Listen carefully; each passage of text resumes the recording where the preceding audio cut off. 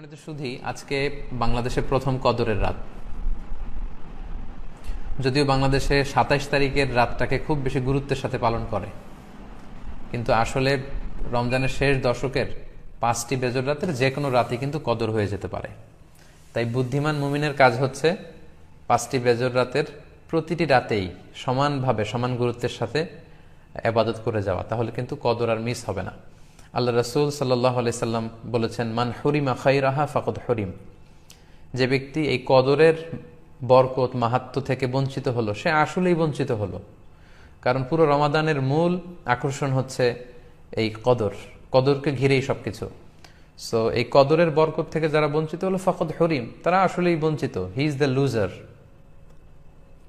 সে আসলেই বঞ্চিত। আমরা বঞ্চিত হতে চাই না, আমরা গেইনার হতে চাই, আমরা বারাকা রহমত হাসিল করে নিতে চাই। আল্লাহ রাসূল সাল্লাল্লাহু আলাইহি ওয়াসাল্লাম ইরশাদ করেছেন, ফালতামিসু ফিল আশরিল আওয়াখিরি মিনাল ভিতর। রমজানের শেষ ১০ দিনের মানে শেষ দশকের বেজর রাতগুলোতে কদর তালাশ করো। তার মানে বাংলাদেশে আজকে থেকে শুরু হয়ে গিয়েছে। তার মানে ২১-এর রাত, ২৩-এর রাত, ২৫-এর রাত, ২৭-এর রাত এবং ২৯-এর রাত, এই ৫টি বেজর রাত, অড নাইটসগুলো, ৫টি রাতের যে কোনো একটি রাতেই কিন্তু কদর হয়ে যেতে পারে।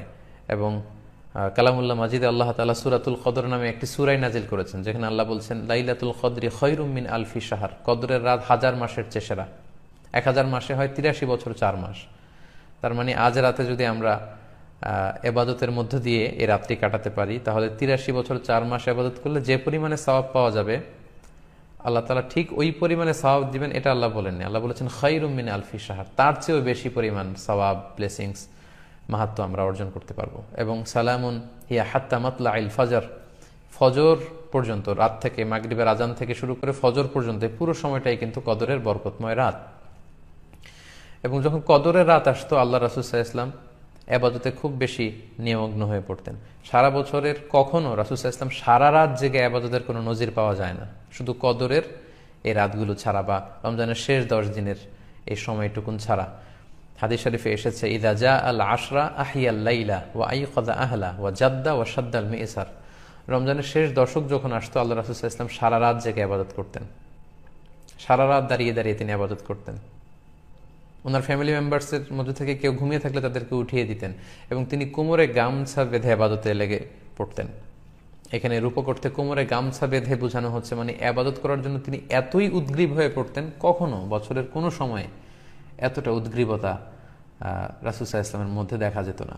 এবং আল্লাহর হাবিব সাল্লাল্লাহু আলাইহি ওয়াসাল্লাম ইরশাদ করেছেন, মান কামা লাইলাতাল কদরি ঈমানান ওয়া ইহতিসাবা গুফিরা লাহু মা তাকদ্দামা মিন যামবি। যে ব্যক্তি এই কদরের রাতে কিয়ামুল লাইল করবে, আল্লাহ তাআলা তার পূর্বের সব গুনাহ মাফ করে দিবে। তাই কদরের রাতে আপনারা বেশি বেশি কিয়াম করুন, দীর্ঘ সময় দাঁড়িয়ে নফল নামাজ পড়ুন, লম্বা সময় দাঁড়িয়ে থাকুন, লম্বা রুকু করুন, লম্বা সিজদা করুন। কারণ বান্দা যখন সিজদায় লুটিয়ে পড়ে, তখন সে আল্লাহর সবচাইতে কাছে চলে যায়। আল্লাহর হাবিব সাল্লাল্লাহু আলাইহি ওয়াসাল্লাম বলেছেন, আকরাবু মা ইয়াকুনুল আবদু মির রাব্বিহি ওয়া হুয়া সাজিদুন ফাআকসিরু ফিহি দুআ। বান্দা যখন সিজদায় লুটিয়ে পড়ে, তখন সে বান্দা আল্লাহ তাআলার সবচাইতে কাছাকাছি চলে যায়, খুব ক্লোজেস্ট হয়ে যায়। এজন্য সে সময় তোমরা বেশি বেশি দোয়া করো। তাই লম্বা কিয়াম করুন, কোরআন তেলাওয়াত করুন এবং সিজদায় পড়ে আল্লাহর কাছে দোয়া করুন। আম্মা জান আয়েশা রাদিয়াল্লাহু তাআলা আনহাকে বিষ্ণু ইসা ইসলাম একটা দোয়া শিখিয়েছিলেন এবং বলেছিলেন, আয়েশা, কদরের রাত যদি তুমি পাও, তুমি এই দোয়াটা বেশি বেশি পড়বে। দোয়াটি হচ্ছে, আল্লাহুম্মা ইন্নাকা আফুন তুহিব্বুল আফওয়া ফাআফু আন্নি। এর মানে হচ্ছে, হে আল্লাহ, আপনি ক্ষমাশীল, নিশ্চয়ই আপনি ক্ষমাশীল, আপনি ক্ষমা করাকে আল্লাহ খুব পছন্দ করেন, আল্লাহ এই বরকতের রাতে আপনি আমাকে ক্ষমা করে দেন।